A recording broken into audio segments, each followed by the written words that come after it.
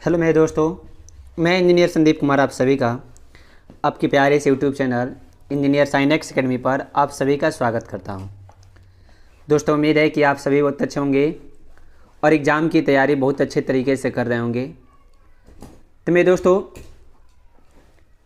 आप सभी के लिए बहुत ही महत्वपूर्ण क्लास आज का होने वाला है, क्योंकि आज का क्लास जो होने वाला है वह आपके आज का जो पेपर आपका हिंदी का होने वाला है, उसी पेपर के जो महत्वपूर्ण ऑब्जेक्टिव प्रश्न हैं उन सभी ऑब्जेक्टिव प्रश्न को आज के क्लास में मेरे दोस्तों क्या करने वाले हैं, देखने वाले हैं। तो मेरे दोस्तों, थोड़ा सा तेज़ी से क्वेश्चंस को क्या करेंगे, देखेंगे, क्योंकि कम समय में ज़्यादा प्रश्न हमें क्या करने हैं मेरे दोस्तों, देखने हैं। और आप इस वीडियो को पूरा देखेंगे जिससे आपको संपूर्ण ऑब्जेक्टिव जो हिंदी का वह क्या कर हो सके मेरे दोस्तों, तैयार हो सके और कंप्लीट हो सके, जिससे आप अपने एग्ज़ाम में बेहतर कर सकें। तो चलिए मेरे दोस्तों, क्लास को शुरू करते हैं और देखते हैं आपका पहला प्रश्न कि भारत में जाति प्रथा का मुख्य कारण। तो मेरे दोस्तों, भारत में जाति प्रथा का जो मुख्य कारण है वह क्या है, बेरोजगारी है। दूसरा है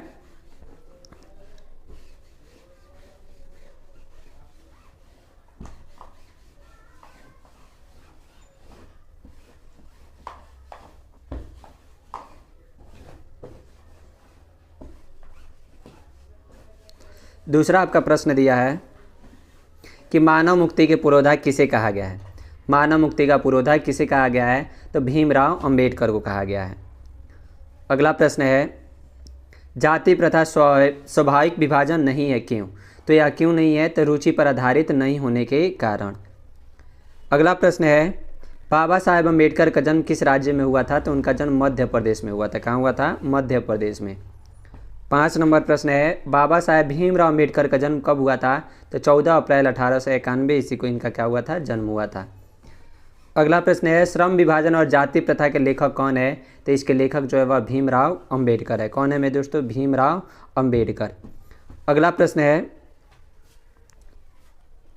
आदर्श समाज स्वतंत्रता समानता भ्रातृत्व पर आधारित होगा, यह किसने कहा था, तो यह भीमराव अम्बेडकर ने कहा था। नेक्स्ट प्रश्न है कि भारत में बेरोजगारी का मुख्य कारण। तो भारत में बेरोजगारी का मुख्य कारण क्या है मेरे दोस्तों? जाति प्रथा है। क्या है? जाति प्रथा। अगला है भारत में बेरोजगारी का प्रमुख व प्रत्यक्ष कारण क्या है, तो जाति प्रथा है। क्या है मेरे दोस्तों? जाति प्रथा। 10 नंबर है आधुनिक सभ्य समाज श्रम विभाजन को आवश्यक क्यों मानता है, तो कार्य कुशलता के लिए श्रम विभाजन को क्या करता है, आवश्यक मानता है। अगला है श्रम विभाजन और जाति प्रथा पाठ बाबा साहेब की किस भाषा का संपादित अंश है, तो यह इनहिलेशन ऑफ क्या है, कास्ट है। किसका है? Annihilation of cast.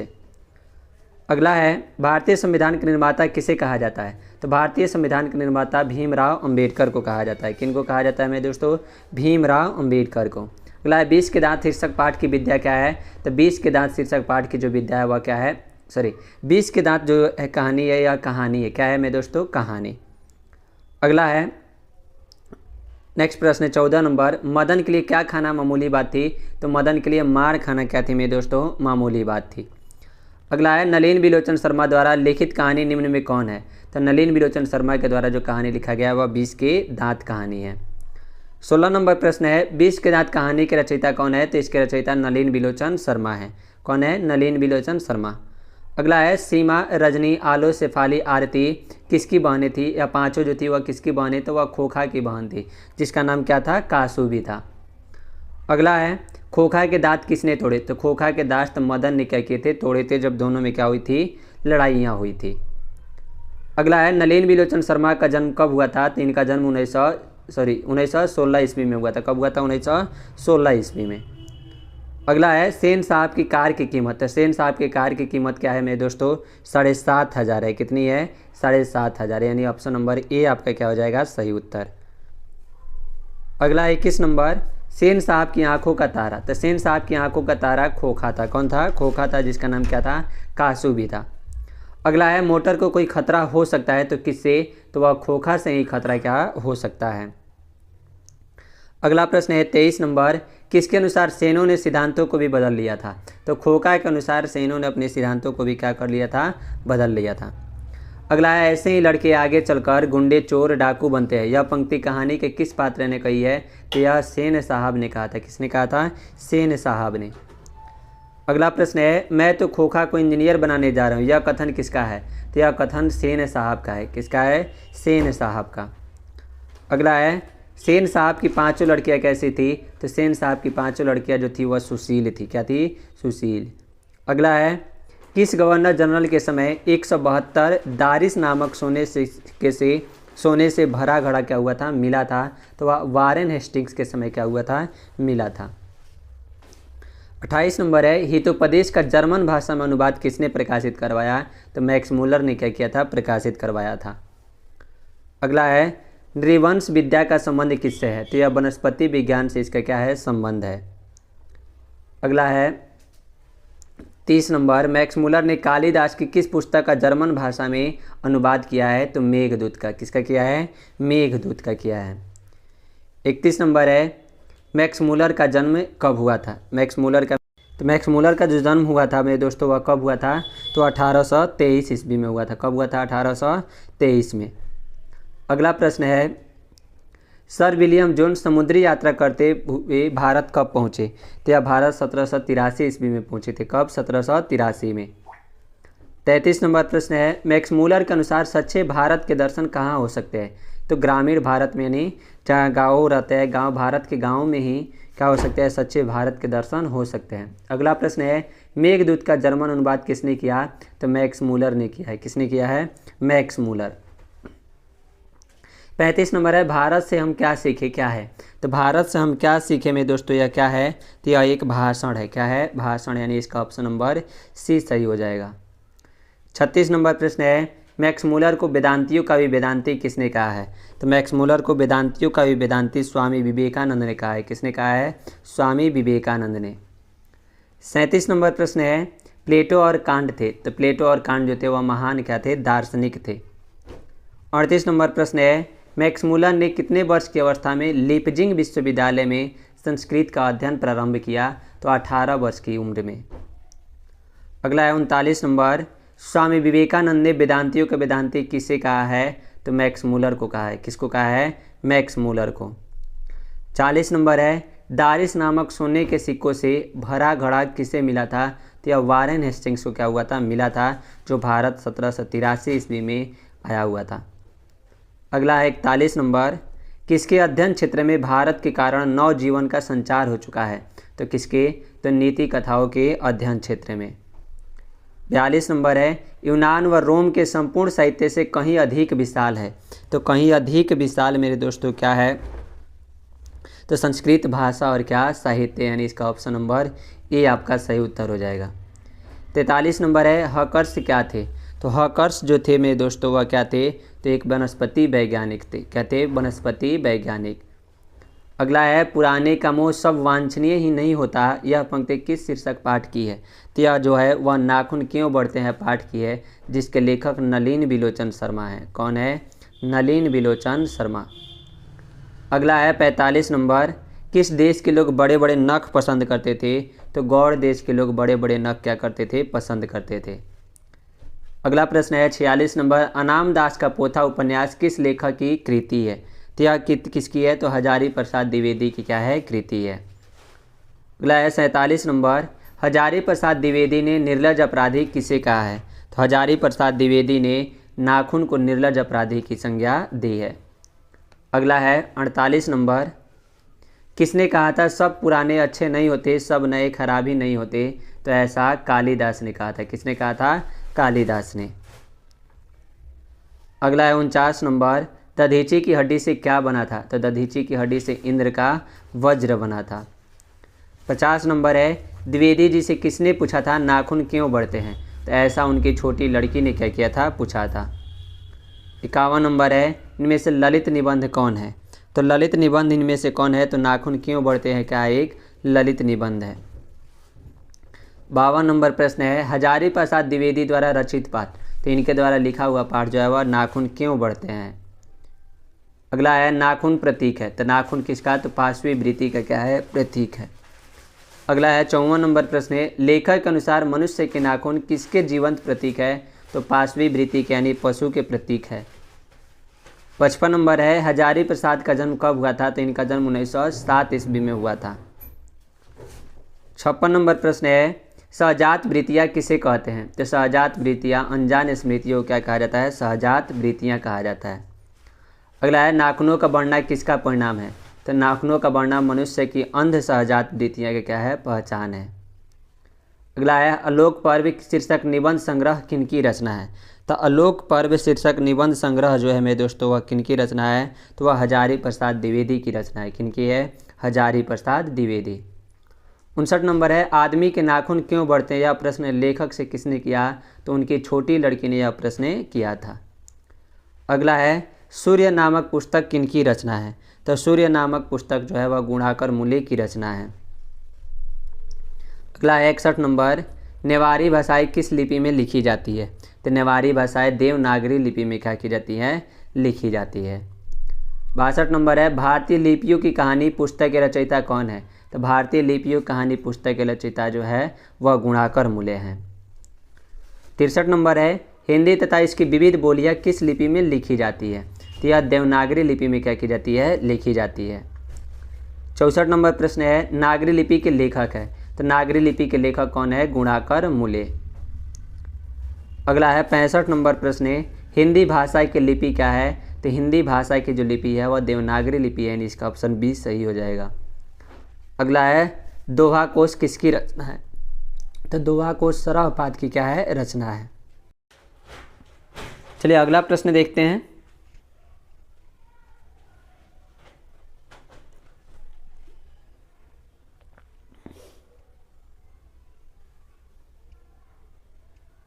कि रामायण की रचना किस भाषा में है? तो रामायण की रचना जो है वह संस्कृत भाषा में है। अगला है 68 नंबर नागरी लिपि शीर्षक पाठ साहित्य की कौन विद्या है? तो नागरी लिपि जो है मेरे दोस्तों वह क्या है? तो यह एक निबंध है। क्या है? निबंध है। अगला प्रश्न देखते हैं 69 नंबर तमिल मलयालम तेलुगु कन्नड़ भाषाएं हैं, तो यह कैसी भाषाएं हैं? तो यह सब जो है दक्षिण भारत की क्या है? भाषाएं, यानी इसका ऑप्शन डी आपका सही हो जाएगा। 70 नंबर है निबंध के लेखक है? तो निबंध के लेखक जो है वह गुणाकर मूले हैं। अगला है एक सरहपाद किसकी कृति है? तो सरहपाद की जो कृति है वह दोहा कोश है। कौन है? दोहा कोश। 72 नंबर है हिंदी के आदि कवि? तो हिंदी के आदि कवि कौन है? सरहपाद जो है वह हिंदी के क्या है? आदि कवि है। अगला है 74 नंबर 12वीं सदी के केरल के शासकों के सिक्कों पर वीर केरलस्य जैसे शब्द किस लिपि में अंकित है? तो यह देवनागरी लिपि में क्या है? अंकित है। 75 नंबर है ईसा की 14वीं 15वीं सदी के विजयनगर के शासकों ने अपने लेखों की लिपि क्या कहा था? तो इन्होंने क्या कहा था मेरे दोस्तों? तो इन्होंने नंदी नागरी कहा था। क्या कहा था? नंदी नागरी। अगला है 76 नंबर उत्तर भारत से नागरी लिपि के लेख कब से मिलने लगते हैं? तो उत्तर भारत से अगर देखा जाए तो 9वीं सदी से नागरी लिपि के लेख क्या होने लगते हैं? मिलने लगते हैं। 77 नंबर प्रश्न है नागरी लिपि के आरंभिक लेख हमें कहाँ से मिलते हैं? तो नागरी लिपि के जो आरंभिक लेख हैं वो हमें दक्षिण भारत से क्या होते हैं? मिलते हैं। अगला है बेतमा दान पत्र किस समय का है? तो 1020 ईस्वी का समय का है। 79 नंबर है हिंदी तथा इसकी विविध बोलियां किस लिपि में लिखी जाती है? तो हिंदी तथा इसकी विविध बोलियां जो है वह देवनागरी लिपि में क्या की जाती है? लिखी जाती है। अगला 80 नंबर विजयनगर के शासकों के लेख किस लिपि में है? तो विजयनगर के शासकों के जो लेख है वह नंदीनागरी लिपि में है। किस लिपि में? नंदीनागरी लिपि में क्या किया गया है? लिखा गया है। अगला है परमार शासक भोज कहाँ के रहने वाले थे? तो यह धारा नगरी के क्या करने थे? रहने वाले थे। 82 नंबर है बहादुर शीर्षक कहानी की निर्मला कौन थी? तो बहादुर शीर्षक कहानी की निर्मला जो थी वह लेखक की क्या थी? पत्नी थी। 83 नंबर है जिंदगी और जोंक किस लेखक की रचना है? तो जिंदगी और जोंक जो है वह किसकी रचना है? तो वह अमरकांत की क्या है? रचना है। अगला है 84 नंबर बहादुर को लेकर कौन आया था? तो बहादुर को लेकर लेखक के साले साहब क्या हुए थे? आए हुए थे। 85 नंबर है लेखक अमरकांत ने हाई स्कूल की शिक्षा कहाँ से प्राप्त की? तो लेखक अमरकांत ने हाई स्कूल की शिक्षा जो थी वह बलिया से क्या की थी? प्राप्त की थी। 86 नंबर प्रश्न है बहादुर कहाँ से भाग कर आया था? तो बहादुर नेपाल से क्या हुआ था? भाग करके आया हुआ था। अगला है बहादुर शीर्षक कहानी में किशोर कौन था? तो बहादुर शीर्षक कहानी में किशोर जो था वह लेखक का क्या था? पुत्र था। 88 नंबर है बहादुर का पूरा नाम क्या है? तो बहादुर का पूरा नाम दिल बहादुर है। अब था दिल बहादुर। 89 नंबर प्रश्न है, बहादुर अपने घर से क्यों भागा था? तो बहादुर अपने घर से माँ की मार के कारण क्या हुआ था? भागा था। 90 नंबर है, अमरकांत लिखित कहानी का नाम? तो अमरकांत के द्वारा बहादुर शीर्षक कहानी क्या किया गया है? लिखा गया है। 91 नंबर है, बहादुर का बाप कहाँ मारा गया था? तो बहादुर का बाप जो था यह युद्ध में क्या हुआ था? मारा गया था। अगला प्रश्न है, बहादुर से मार खाकर भैंस भागी भागी किसके पास चली आई? तो वह माँ के पास क्या हुई थी? चली आई थी। अगला प्रश्न है 93 नंबर, लेखक के रिश्तेदार ने बहादुर पर क्या आरोप लगाए? तो उन्होंने पैसे चुराने के आरोप क्या किए थे? लगाए थे। अगला है 94 नंबर, कहानी है। तो इनमें से कहानी जो है वह बहादुर है, कहानी है। बाकी नाखून क्यों बढ़ते हैं वह क्या है? निबंध है। 95 नंबर प्रश्न है, बहादुर कहाँ का रहने वाला था? तो बहादुर नेपाल का रहने वाला था। कहाँ का? नेपाल का रहने वाला था। 96 नंबर है, बहादुर पर कितने रुपये की चोरी का इल्ज़ाम लगा था? तो उस पर 11 रुपये की चोरी का क्या हुआ था? इल्ज़ाम लगाया गया था। 97 नंबर प्रश्न है, बहादुर लेखक के घर से अचानक क्यों चला गया? तो क्यों चला गया था? तो स्वयं के प्रति लेखक तथा उसके घर वालों के व्यवहार में आए परिवर्तन के कारण वह छोड़कर क्या हुआ? चला गया। 98 नंबर प्रश्न है, मित्र मिलन शीर्षक कहानी संग्रह किसकी रचना है? तो मित्र मिलन कहानी संग्रह जो है वह अमरकांत के द्वारा क्या किया गया है? लिखा गया है। 99 नंबर प्रश्न है, लेखक की पत्नी रिश्तेदार किस दिन आए थे? तो लेखक के पत्नी जो रिश्तेदार थे वह रविवार के दिन क्या हुए थे? लेखक के यहाँ आए हुए थे। अगला है 100 नंबर प्रश्न है, बहादुर कितने वर्ष का था? तो बहादुर जो था वह 12-13 वर्ष का था। कितने वर्ष का? 12-13 वर्ष का। अगला है, लेखक रामविलास शर्मा के गांव का नाम क्या था? तो लेखक रामविलास शर्मा के गांव का नाम ऊंचगांव साहनी था। क्या था? ऊंचगांव साहनी।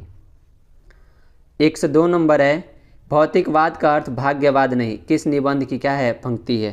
तो यह किस निबंध की? तो परंपरा के मूल्यांकन की क्या है? पंक्ति यह दी गई है। 103 नंबर है कि रामविलास शर्मा का जन्म कब हुआ था? तो रामविलास शर्मा का जन्म 1912 ईस्वी में हुआ था। कब हुआ था? 1912 में। 104 नंबर है कि परंपरा का मूल्यांकन है। तो परंपरा का जो मूल्यांकन है वह एक निबंध है। क्या है? निबंध है। अगला है, परंपरा का मूल्यांकन शीर्षक पाठ साहित्य में कौन विद्या है? तो यह एक निबंध है। क्या है? निबंध है। अगला 106 नंबर, परंपरा का ज्ञान किसके लिए आवश्यक है? तो परंपरा के ज्ञान किसके लिए? तो जो लकीर के फ़कीर न होकर क्रांतिकारी साहित्य की रचना करने चाहते हैं उनके लिए क्या है? यह आवश्यक है। अगला है, जारशाही कहाँ थी? तो जारशाही रूस में थी। कहाँ थी? रूस में। जार को क्या कहा जाता? सम्राट कहा जाता था। अगला है, निराला की साहित्य साधना के रचनाकार है। तो निराला की साहित्य साधना के जो रचनाकार है वह रामविलास शर्मा हैं।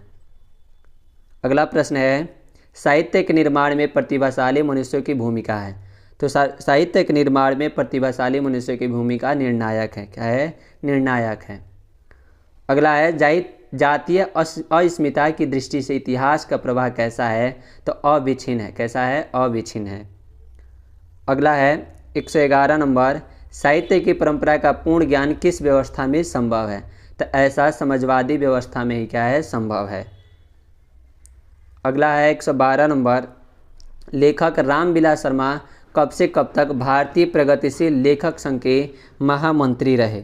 तो वह 1949 से 1953 तक क्या हुए थे? प्रगतिशील लेखक संघ के महामंत्री रहे थे। अगला है, द्वंद्वात्मक भौतिकवाद मनुष्य की चेतना को आर्थिक संबंधों से प्रभावित मानते हुए उसकी सापेक्ष स्वाधीनता स्वीकार करता है। यह पंक्ति किस शीर्षक पाठ की है?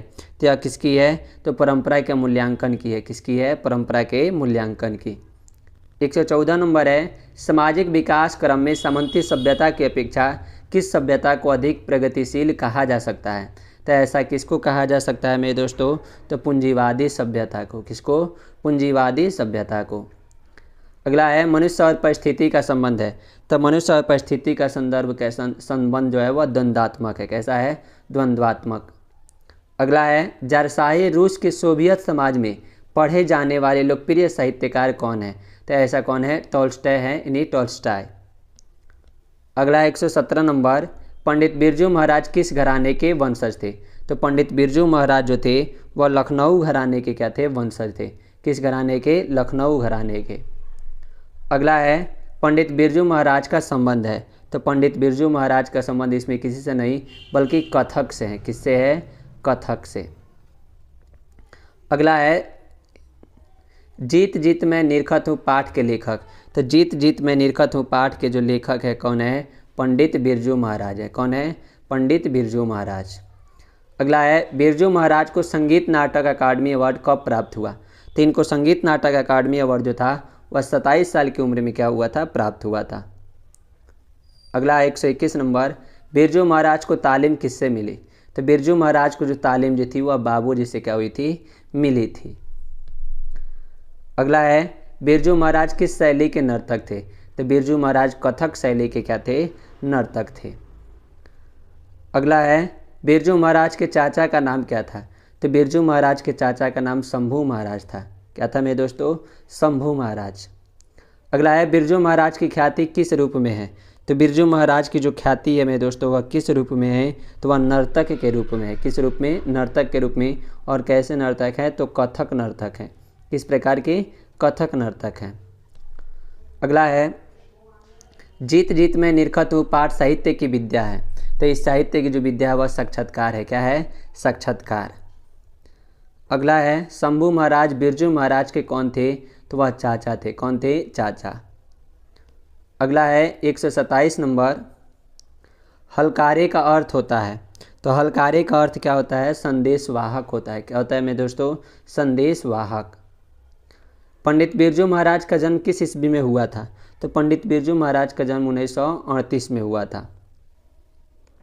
अगला है पंडित बिरजू महाराज हो गया साल के तभी उनके पिता का देहावसान हो गया। कितने साल के थे? तो उनके पिता का क्या हो गया था? मृत्यु हो गया था। तो वह कितने साल के थे मेरे दोस्तों? तो 9.5 साल के थे, तभी उनके पिता की क्या हो गई थी? मृत्यु हो गई थी। अगला है बिरजू महाराज खुद को किसका शागिर्द मानते थे? तो बिरजू महाराज खुद को अपने पिता का क्या मानते थे? शागिर्द मानते थे।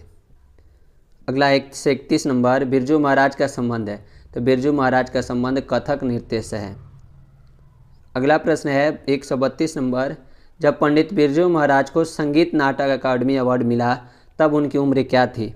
तब उनकी उम्र जो थी मेरे दोस्तों वह कितनी थी? 27 वर्ष थी। अगला है पंडित बिरजू महाराज लखनऊ घराने की किस पीढ़ी के कलाकार हैं? तो वह किस पीढ़ी के? तो 7वीं पीढ़ी के क्या हैं? कलाकार हैं। अगला है नेपाल में बिरजू महाराज के एक रिश्तेदार थे जिनका नाम था, तो उनका नाम क्या था? तो झुमक लाल उनका क्या था? नाम था। अगला प्रश्न है पंडित बिरजू महाराज का संबंध नृत्य की किस शैली से है? तो कथक शैली से है। किससे है? कथक शैली से। अगला है जब दिल्ली में हिंदू मुस्लिम दंगे होने लगे तो डर के मारे बिरजू महाराज और उसकी अम्मा कहाँ चले गए? तो वह लखनऊ चले गए थे। कहाँ चले गए थे? लखनऊ चले गए थे।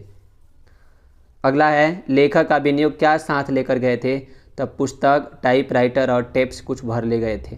क्या लिखा है? टेप्स से। अगला है ला शत्रुज क्या था? तो ला शत्रुज एक ईसाई मठ था। नेक्स्ट प्रश्न है पिकासो की विख्यात कृति का नाम? तो पिकासो की विख्यात कृति का नाम क्या है?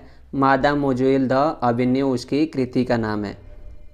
अगला 140 नंबर, अशोक वाजपेयी का जन्म कब हुआ था?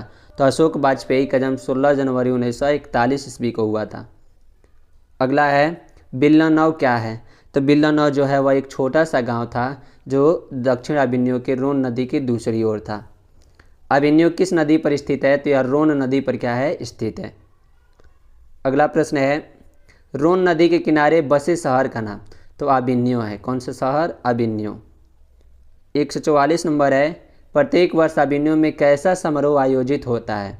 तो प्रत्येक वर्ष में समारोह तो कैसा? तो रंग समारोह क्या होता है? आयोजित होता है। अगला है फ्रांस का प्रमुख कला केंद्र रहा है? तो फ्रांस का प्रमुख जो कला केंद्र रहा है वह क्या रहा है मेरे दोस्तों? तो अभिन्यो। क्या रहा है? अभिन्यो। अगला है 146 नंबर, अभिन्यो किस देश में है? तो अभिन्यो जो है वह फ्रांस में है, जो दक्षिण फ्रांस का एक क्या है? शहर है। अगला है इसमें कविता नहीं है, तो इनमें से कविता कौन नहीं है? तो अभिनय जो है वह कविता नहीं है, बल्कि स्वदेशी है, हमारी नींद भी है, भारत माता। अगला है, अभिनय में 19 दिनों के प्रवास के दौरान लेखक ने कितने गद्य की रचना की? तो उन्होंने 27 गद्यों क्या की थी? रचना की थी। अगला है, ल मादामोजेल दो अभिनय किस कृति है? तो यह पिकासो की क्या है? कृति है। अगला है, ला शत्रुज का धार्मिक उपयोग कब से कब तक होता रहा? तो ला शत्रुज का धार्मिक उपयोग 14वीं सदी से फ्रेंच क्रांति तक क्या हुआ रहता था? उपयोग होता रहा था। अगला है, बिल्लन और अभिनय के बीच कौन नदी है? तो इसके बीच कौन नदी है? रोन नदी है। कौन सी नदी है मेरे दोस्तों? रोन नदी। अगला है, अभिनय क्या है? तो अभिनय जो है वह ये क्या है? ईसाई मठ है। क्या है? ईसाई मठ।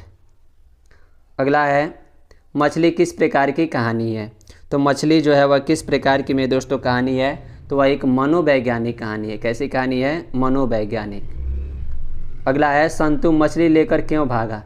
तो संतु मछली लेकर कुएं में डालने के लिए क्या हुआ था? भागा था। अगला है, मछली शीर्षक पाठ में खरीदी गई मछली में कितनी मछलियाँ क्या थी? जिंदा थी। तो उसमें 2 मछलियाँ जो थी वह क्या थी? जिंदा थी। अगला है, मछली शीर्षक कहानी के रचयिता। तो मछली शीर्षक कहानी के रचयिता विनोद कुमार कौन है? शुक्ल। अगला है, मछली लेकर कौन भागा था? तो मछली लेकर के संतु भागा था। कौन भागा था? संतु भागा था। अगला है, मछली कहानी में किस वर्ग का जीवन वर्णित है? तो मछली कहानी में किस वर्ग का? तो मध्यम वर्ग का जीवन क्या किया गया है? वर्णित किया गया है। अगला है, मछली शीर्षक कहानी में दीदी के प्रेमी का नाम क्या था? तो मछली शीर्षक कहानी में दीदी के प्रेमी का नाम क्या था मेरे दोस्तों? तो वह कौन था? नरेन था। कौन था? नरेन। अगला है, मछली के लिए मसाला कौन पीस रही थी? तो मछली के लिए मसाला जो थी वह माँ पीस रही थी। एसोसिएट प्रोफेसर थे, तो वह किस विश्वविद्यालय में? तो इंदिरा गांधी विश्वविद्यालय में। अगला 162 नंबर, लेखक को मछली खाने से किसने मना किया? तो लेखक को मछली खाने से उनकी माँ ने मना किया था। अगला प्रश्न है, लेखक के घर में मछली कौन खाता था? तो लेखक के घर में मछली जो केवल उन लेखक के पिताजी ही खाते थे। अगला 164 नंबर, लेखक अपने पिता से क्या मांगना चाहते थे? तो लेखक अपने पिता से मछली मांगना चाहते थे। क्या? मछली। 165 नंबर, लेखक के पिता ने कितनी मछलियाँ खरीदी थी? तो लेखक के पिता ने 3 मछलियाँ क्या की थी? खरीदी थी। अगला प्रश्न है, पेड़ पर कमरा किनकी रचना है? तो पेड़ पर कमरा विनोद कुमार शुक्ल की क्या है? रचना है। किनकी है? विनोद कुमार शुक्ल। अगला 167 नंबर, मछली कहानी में किस वर्ग का चित्रण है? तो मछली कहानी में निम्न मध्यम वर्गीय परिवार का क्या किया गया है? चित्रण किया गया है। अगला प्रश्न है 168 नंबर, विनोद कुमार शुक्ल का जन्म कब हुआ था? तो विनोद कुमार शुक्ल का जन्म 1 जनवरी 1937 ईस्वी को हुआ था। अगला 169 नंबर, मछली छीनने की कोशिश कौन कर रहा था? तो मछली छीनने की जो कोशिश था वह भग्गू कर रहा था। कौन? भग्गू। कौन कर रहा था मेरे दोस्तों? भग्गू कर रहा था। अगला 170 नंबर, मछली शीर्षक कहानी में मछली और गोश्त कौन खाता था? तो लेखक के केवल पिताजी ही क्या करते थे? खाते थे। अगला है, मछली शीर्षक कहानी किस कहानी संकलन से ली गई है? तो यह किससे लिया गया है? तो महाविद्यालय कहानी संकलन से क्या किया गया है? लिया गया है। अगला है, संतु भीगने से बचने के लिए कहाँ खड़ा हो गया? तो संतु भीगने से बचने के लिए कहाँ खड़ा हो गया था? तो मकान के नीचे क्या हुआ था? खड़ा था। किसके? तो मकान के नीचे। अगला है, अमरुद्दीन नाम किसका था? तो अमरुद्दीन जो था वह बिस्मिल्लाह खां का क्या था? नाम था। अगला है, रसूलन बाई थी। तो रसूलन बाई एक गायिका थी। कौन थी? गायिका। अगला 175 नंबर, बिस्मिल्लाह खां के बचपन का नाम था। तो बिस्मिल्लाह खां के बचपन का नाम क्या था? कमरुद्दीन था। क्या नाम था? कमरुद्दीन। अगला है, बिस्मिल्लाह खां की शहनाई के साथ किस मुस्लिम पर्व का नाम जुड़ा है? तो मुहर्रम पर्व का क्या नाम जुड़ा हुआ है? अगला है, काशी किसकी पाठशाला है? तो काशी संस्कृति की क्या है? पाठशाला है। नेक्स्ट प्रश्न है, नौबत खाने में इबादत पाठ के केंद्र में है। तो नौबत खाने में इबादत पाठ के केंद्र में क्या है? बिस्मिल्लाह खां। कौन है? बिस्मिल्लाह खां। अगला है, कविता नहीं है। 3 में से कविता कौन नहीं है? तो नौबत खाने में इबादत जो है वह कविता नहीं है, बाकी तीनों क्या है? कविता है। अगला है इबादत। इबादत का अर्थ है, तो इबादत का अर्थ उपासना होता है। क्या होता है? उपासना। अगला है सुशीर वाद्यों में शाह की उपाधि प्राप्त है। तो शिशिर वाद्यों में शाह की जो उपाधि है वह शहनाई को क्या किया गया है? दिया गया है। अगला है बिस्मिल्लाह खां का संबंध है। तो बिस्मिल्लाह खां का संबंध शहनाई से है। किससे है? शहनाई से।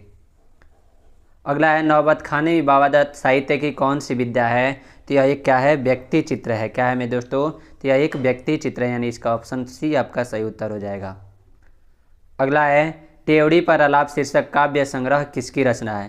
तो ड्योढ़ी पर आलाप शीर्षक काव्य संग्रह यतीन्द्र मिश्र की रचना है। किनकी है? यतीन्द्र मिश्र।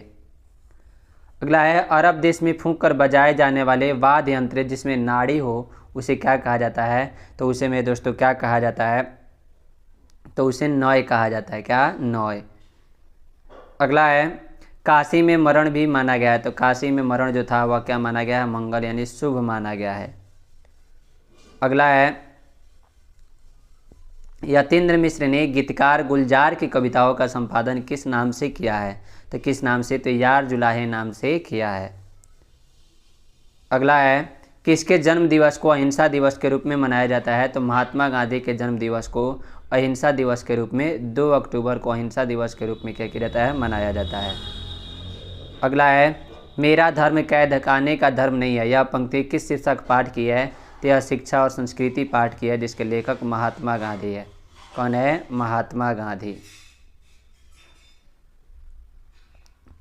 अगला है महात्मा गांधी के पिता का नाम क्या था? तो महात्मा गांधी के पिता का नाम क्या था मेरे दोस्तों? तो महात्मा गांधी के पिता का नाम जो था वह क्या था? करमचंद गांधी, यानी इसका ऑप्शन नंबर ए आपका सही उत्तर हो जाएगा। अगला है शिक्षा और संस्कृति किसकी रचना है? तो यह महात्मा गांधी की रचना है। किनकी है? महात्मा गांधी। अगला है आध्यात्मिक शिक्षा से गांधी जी का क्या तात्पर्य है? तो आध्यात्मिक शिक्षा से गांधी जी का तात्पर्य है हृदय की शिक्षा। अगला है दक्षिण अफ्रीका से गांधी जी भारत कब लौटे? तो 1915 में 9 जनवरी 1915 को क्या हुए थे? लौटे थे।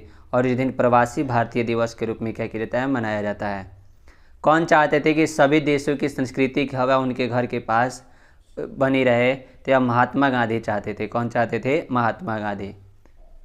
अगला है शेक्सपियर किस भाषा के कवि है? तो शेक्सपियर जो है वह किस भाषा के कवि है? तो वह अंग्रेजी भाषा के क्या है? कवि है। अगला है गांधी जी का दक्षिण अफ्रीका प्रवास कब से कब तक था?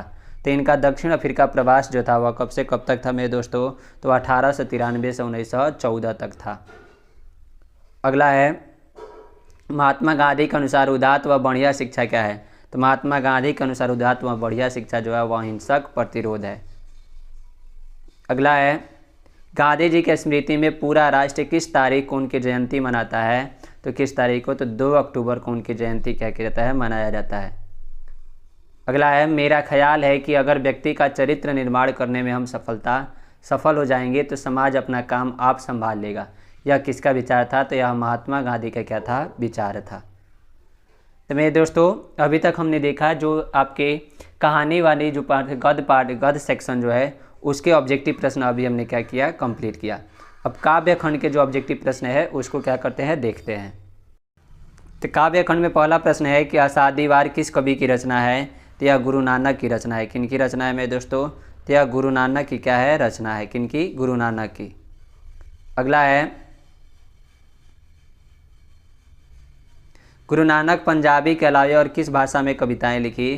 तो उन्होंने हिंदी भाषा में क्या किए हैं? कविताएं लिखी है। अगला है किसके बिना प्राणी को मुक्ति नहीं मिलती? तो किसके बिना प्राणी को मुक्ति? तो गुरु के ज्ञान के बिना प्राणी को मुक्ति नहीं मिलती है। अगला है गुरु नानक किस मार्ग के कवि हैं? तो गुरु नानक जो है निर्गुण भक्ति मार्ग के क्या है? कवि हैं। अगला है गुरु नानक ने किस धर्म का प्रवर्तन किया? तो गुरु नानक ने सिख धर्म का क्या किया है? प्रवर्तन किया है, यानी ऑप्शन ए आपका सही उत्तर हो जाएगा। अगला है गुरु नानक की पत्नी का नाम क्या था? तो गुरु नानक की पत्नी का नाम सुलक्षणी था। क्या था? सुलक्षणी। अगला है 7 नंबर गुरु नानक किस भक्ति धारा के कवि हैं?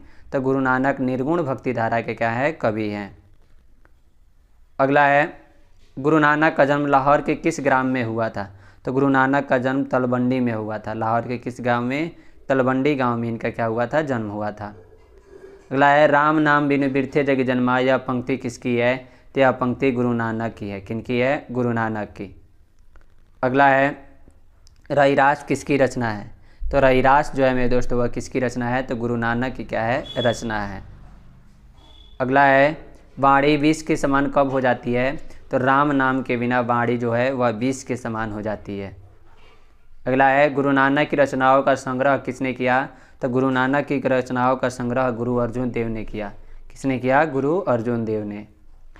अगला है ननकाना साहब अब कहाँ है, तो ननकाना साहब अब जो है वह कहाँ है मेरे दोस्तों, तो वह पाकिस्तान में है। कहाँ है, पाकिस्तान में। अगला है संप्रदाय मुक्त कृष्ण भक्त कवि कौन थे, तो संप्रदाय मुक्त कृष्ण भक्त कवि जो थे वह रसखान थे। कौन थे, रसखान। अगला है रसखान का रचना काल था, तो रसखान का रचना काल जो था वह जहांगीर का शासनकाल था। किनका, तो जहांगीर का क्या था, शासनकाल था। अगला है सवैया एवं छंद के सिद्ध कवि थे, तो सवैया और छंद के सिद्ध कवि रसखान थे। कौन थे, रसखान। अगला है प्रेमयनी श्री राधिका शीर्षक कविता में कवि ने माली मालिन किसे कहा है, तो यह राधा और कृष्ण को उसने क्या क्या है, माली और मालिन कहा है। अगला है इन मुसलमान हरिजन पे कोटिन हिंदू वारिये, यह किसने कहा, तो यह किसने कहा है मेरे दोस्तों, तो यह भारतेंदु हरिश्चंद्र ने किनको कहा है, रसखान को कहा है। अगला है रसखान की कृति है, तो रसखान की कृति कौन है, इसमें प्रेम वाटिका जो है वह रसखान की क्या है, कृति है। अगला है रसखान दिल्ली से कहाँ चले गए, तो रसखान दिल्ली से ब्रजभूमि चले गए और वहाँ पर कृष्ण भक्ति में क्या हो गए, लीन हो गए। अगला है रसखान किस विषय में सिद्ध थे, तो रसखान जो थे वह सवैया और छंद में क्या थे, सिद्ध थे। अगला है सुजान रसखान किनकी रचना है, तो सुजान रसखान की क्या है, रचना है। अगला है कबीर रसखान किस राजवंश में उत्पन्न हुए थे, तो कबीर रसखान जो थे वह पठान राजवंश में क्या हुए थे, उत्पन्न हुए थे। अगला है प्रीतम नंद किशोर जात दिन ते नैनियो लगियो, मन पावन चित चोर पलकोट नहीं करी सको, यह पंक्ति किस कविता में है, तो यह पंक्ति प्रेमयनी श्री राधिका कविता में है। अगला है कबीर रसखान किसके परम भक्त है, तो कबीर रसखान जो है वह किसके परम भक्त है, तो कृष्ण के परम भक्त हैं। किनके, कृष्ण के। अगला है प्रेमयनी श्री राधिका शीर्षक छंद किस ग्रंथ से संकलित है, तो यह रसखान रचनावली से क्या किया गया है, संकलित इसको किया गया है। अगला है वियोग में सच्चा प्रेमी जो वेदना सहता है उसके चित्त में जो विभिन्न तरंगे उठती है, इसका चित्रण किसने किया है, तो इसका चित्रण रसखान ने किया है। किसने किया है, रसखान ने।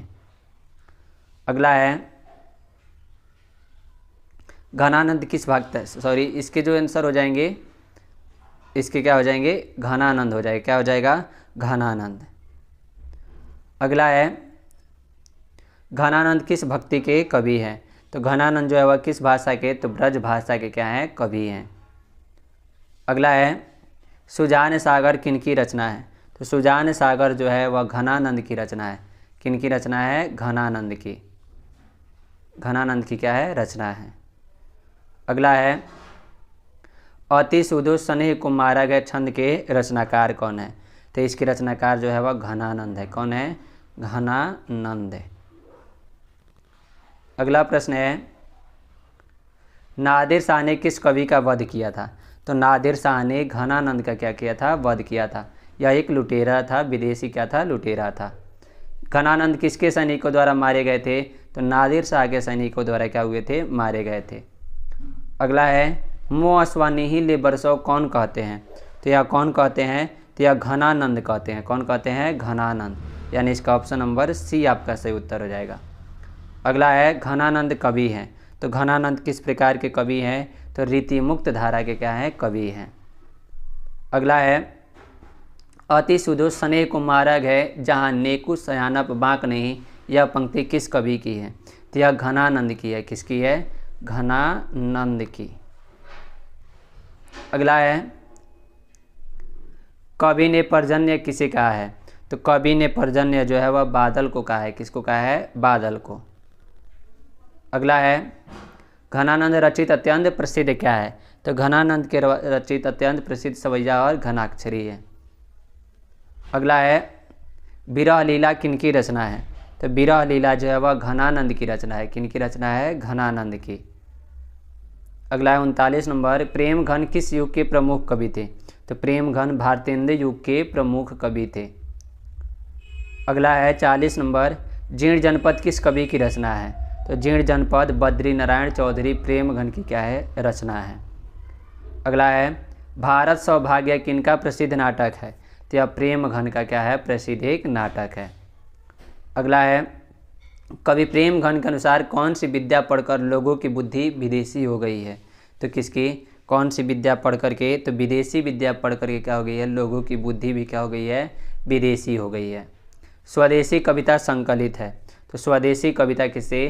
तो प्रेम घन सर्वस्व से क्या किया गया है? संकलित किया गया है। अगला है हिंदुस्तानी नाम सुनिए अब ये सकुचिला जात, पंक्ति किस कविता से क्या है? उद्धित है। तो यह किस कविता से मेरे दोस्तों उद्धित है? तो यह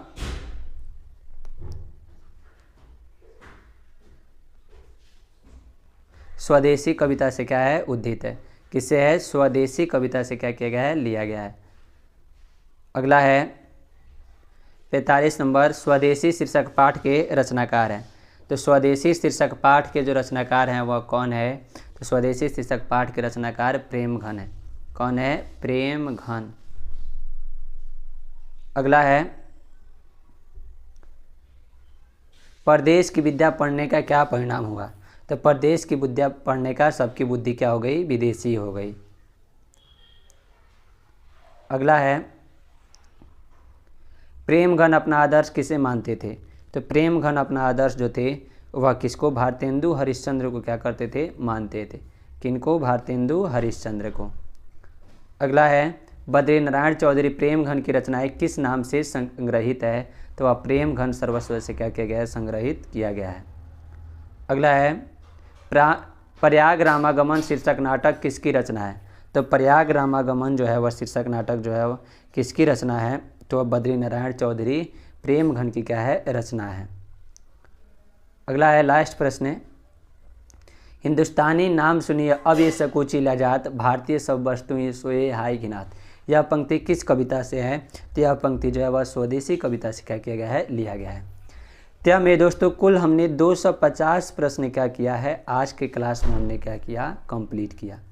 तो मेरे दोस्तों आप सभी अंत तक बने रहे उसके लिए आप सभी का धन्यवाद। आप सभी अगर ये वीडियो क्या कर लेते हैं पूरा अगर देखें हैं तो इसका मतलब आपका एग्ज़ाम जो रहेगा मेरे दोस्तों वह बेहतर होगा। और साथ साथ में आप सभी के एग्ज़ाम के लिए ऑल द बेस्ट। आप सभी पेपर में बहुत अच्छा करें।